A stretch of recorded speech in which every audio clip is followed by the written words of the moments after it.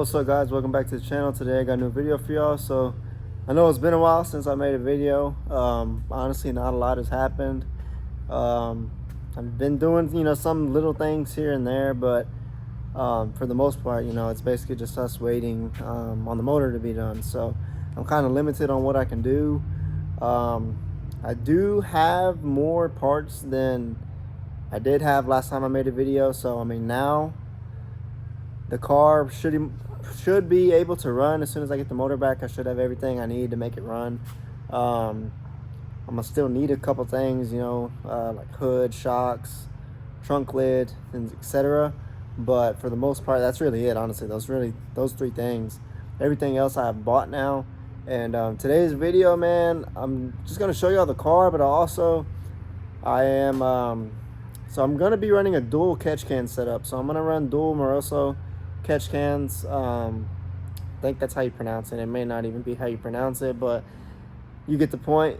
So I'm gonna be running dual catch cans. And so basically today, I don't have my catch cans yet. So today's Saturday. I ordered them yesterday. So I should be getting those in from Summit on Monday.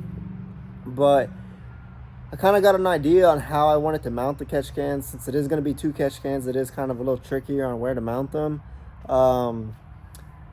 Normally with your traditional style catch cans, I know Mighty Mouse, they have like the shock tower mount, they have the radiator mount and water pump mount. The way I'm going to be doing it, the way I've decided to do it at least, since the Moroso cans come with clamps, basically the clamps have a spot on each side for you to mount it pretty much. So I came up with an idea on how I want to mount it. I think it's going to look kind of cool, hopefully.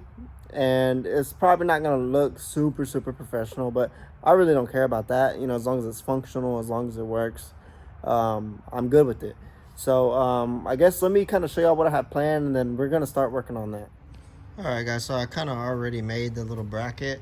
So basically it's just a piece of aluminum, a strip, cut it off of that piece. It's basically just a strip of aluminum, run it from side to side. There are nuts already, part of the radiator support right there on those two places. So I just utilized those, since they're there, it just made it easier, So just basically cut that strip, mounted, drilled holes through it, ran the bolts through it, some Loctite, and then the idea is just to mount the catch cans side by side. So one. I have 90-degree fittings that are going to come straight up and over to each valve cover. So one on the passenger side valve cover, one on the driver's side valve cover. That's basically it, man. They're going to sit right there, run right over the radiator, and go to each valve cover. The only thing, so I am waiting on the catch cans, so they should be here Monday. As soon as those come in after work on Monday, I'll probably come over here and mount those. And I'm not gonna make none of the lines or anything. So I bought the AN fittings, I bought the line, the cans. I'm not gonna put all the AN fittings on the lines or anything like that, just because I am gonna have to cut the line. And I wanna have the motor back before I do that, just so I know how long I need to make each line. So I don't wanna, go ahead and pre-cut without even having the motor here and either cut a line too short or cut a line like that's way too long or anything like that. So I want to wait till I have the motor back to do that. That way, everything's a good length, not too long, not too short. But Monday after work, I'll come and mount those cans. I'll probably throw the fittings on the cans just to make sure I have clearance between the cans and the radiator. So like I said, they are going to come off the male AN fitting on the cans. They're going to 90 straight up and then over. So I'm hoping I have enough room between the cans and the radiator, to mount those fittings, but I may not. So if I don't, then I'm probably gonna have to put them right here on the front. So that, maybe could look a little better, could look a little worse. I personally feel like they would look a little bit better right here, just because it'll kind of fill in that gap that's cut out of the radiator support. I cut this a long time ago for my OTR. So but if they don't fit there, if the AN fittings just don't fit there, then I'll have to just mount them straight up front right there, and then just run the AN fittings up and over through the middle pretty much, which either way will work. It's not really that big of a deal. I am doing the VFN fiberglass hood, so we won't have this hood anymore. I'm gonna have to cut in the middle like that again. I'm gonna probably just cut like a square. That way it's one, a lot cleaner, a lot easier to cut. And like, cause I know that kind of looks like shit. It looks like shit. It doesn't kind of look like shit. It does look like shit. So that way, you know, we don't really have to worry about trying to make a nice rounded cut. Just do a square. That way it's easy, should be clean. And yeah, man, that's that. So like I said, I'm not gonna finish the catch can setup completely until I have the engine, but at least y'all see, you know, how I mounted it and basically how we're gonna run everything. So it's pretty simple. You know, I was thinking about it, and I, you know, was looking at pictures of my car and was like, where am I gonna mount this? Where am I gonna mount this? And I was like, there's a gap right there in the middle between the radiator support. Why not throw them there? So that's what we're gonna try to do. Hopefully everything works out the way that I am wanting it to. I think it will. Might be a tight fit for both of those catch cans right here, honestly, because I think this is 7 inches wide. I think the diameter of the cans is 3.5 inches each. So if that's the case, then, you know, that's 7 inches. So that means it's not gonna fit, or it might be really, really tight. So I'm hoping maybe the measurements I saw weren't exact. Hoping they're slightly smaller than that. But like I said, I have no idea how big these cans are. They look tiny in the pictures, but I have a feeling that they're gonna be a lot bigger than I'm expecting. So besides that, man, nothing really new with the car. I do have the doors off because I am doing the carbon doors. So there's my stock ones right there. I do have the throttle body now. And then, you know, just all the old shit that we took off, man. So that's that. I am just waiting on GPI to tell me that the motor's done. I believe they have everything now, man. So hopefully, you know, it won't be too much longer. I know a lot of y'all probably, man, wondering, like, dude, what the fuck is taking so long? Because I know it's been a long time. It's been probably coming up on 1.5 years, or about 1.5 years now since the car broke. Basically the simple answer is, man, I'm throwing a lot of money at the car. I really am. And, you know, as time passes, as I come across more stuff, I'm adding more things to my next setup. So, for example, just this past week, you know, I decided to do the GPI valve covers, the GPI valley cover, billet valley cover, K-Tech VVT delete front cover, you know, just shit like that, which, you know, really does add up. Like, I think for that, all that stuff, I think I'm around $2,000 just for that stuff. And then they are gonna have to weld an AN bung on the passenger side valve cover, since they don't have those the bungs on the passenger side valve cover.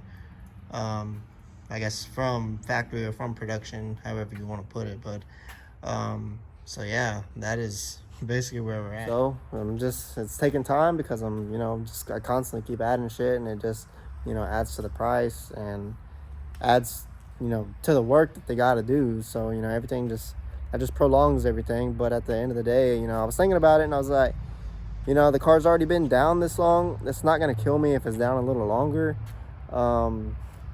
At this point, I don't need to be rushing it. And I don't want to rush it, because then when you get into rushing it, then that's how you end up cheaping out on things, shortcutting things. And a lot of times that doesn't play out well in the long run.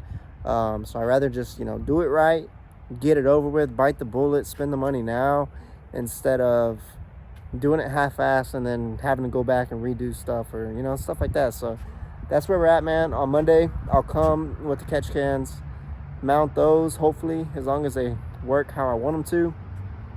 Show y'all the finished product, basically, on how it's going to look, where they're going to sit, etc.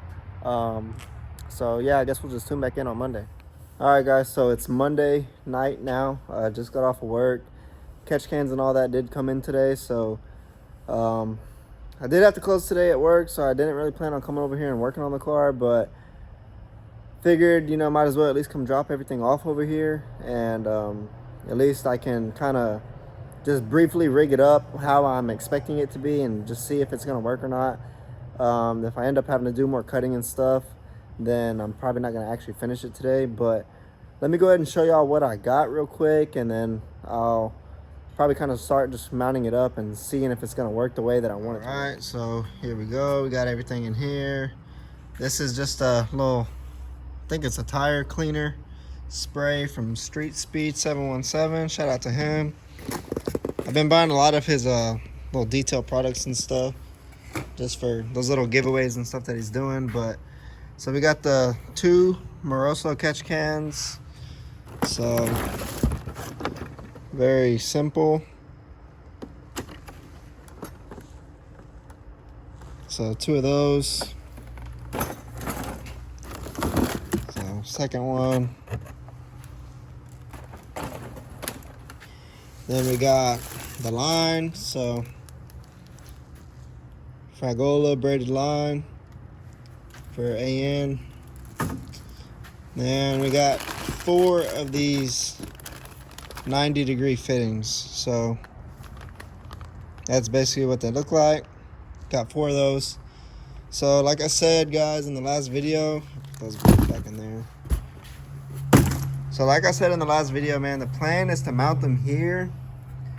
But after seeing the sizes of the cans, I don't think that's gonna work. I wanted to mount them right here on this backside, and then just run the 90 straight up right here, and then up and over the radiator.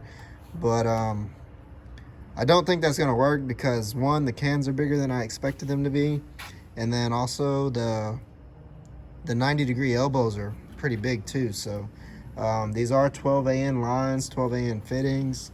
So it is pretty beefy stuff, made for real high horsepower stuff. Really, I think the 12 AN I think is good for like 1200 horsepower or so, which obviously we're not gonna be making near that, but we do you know, want the car to be very well ventilated. That way we're not building up a bunch of crankcase pressure. So I'm going to pull out one of the cans, set it in here, see if I got room for both of them side by side. I have a feeling we're not gonna have enough room, but I guess let's find out. All right, guys, so I mounted them up. This is how I'm hoping it'll fit. So I set the bumper on. It does clear the bumper, and it seems like it's gonna clear the hood. I got the stock hood, so obviously it's not gonna go all the way down with these right here, but I am changing the hood. So I'm hoping that the cowl on the hood, so on the new hood, I'm hoping that the cowl on that will go up soon enough to where these will work right there. If not, then which I could push these cans down a little bit. I do have maybe about an inch or so of room to go down, but if not, if that still won't clear, then I'm gonna have to cut about right here, straight back on both sides. So on this side, about right here, I'm at the cut, and then re-drill a hole here, and then bolt this bracket there. Same thing on this side, bolt this bracket there, and that'll give me should give me just enough clearance to set these cans back behind this bracket, if that's the case. Which, like I said, I'm gonna try to avoid that because honestly it looks better there. They're more exposed, you can see them more, it just looks better, but it might not clear there with the cowl hood. So let me show y'all with the hood going down real quick. All right, so we're gonna let this down. So just from where I have the hood currently cut, that part does clear them. So it does clear, and then so now it's setting on the hood. So the hood does need to go down about another, say about probably 6 inches or so, all the way down. And so it may not fit, but on the VFN hood, the cowl does start pretty much right away. So I'm hoping that the cowl starts pretty much immediately, which if the cowl starts about here, and if it can go up about another couple inches just right there, then it'll probably fit. If not, then we'll have to move them back.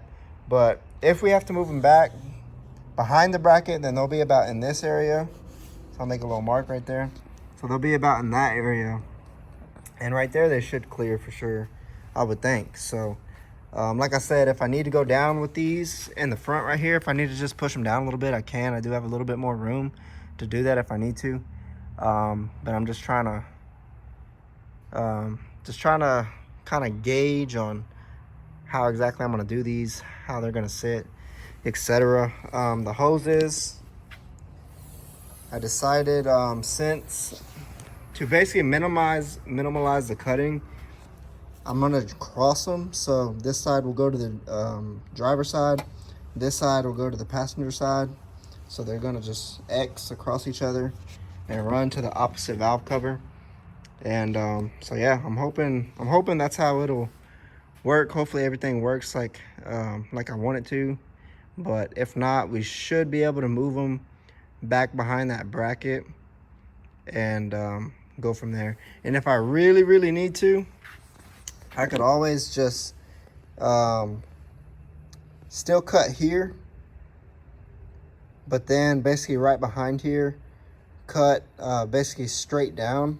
So cut straight down here, leave just this front part here, but cut straight down and basically get rid of this whole portion. So like here, back, that'll give me a lot more room, and I could sit the cans lower if I need to.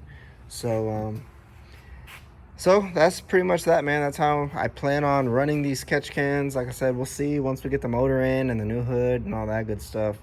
We'll see how exactly it plays out. I'm hoping it works out the way I want it to. But if it doesn't, then, I mean, regardless, we should be able to make it work. The main thing is it's either going to be in front of the bracket or behind the bracket. So, like I said, in front, in my opinion, looks better.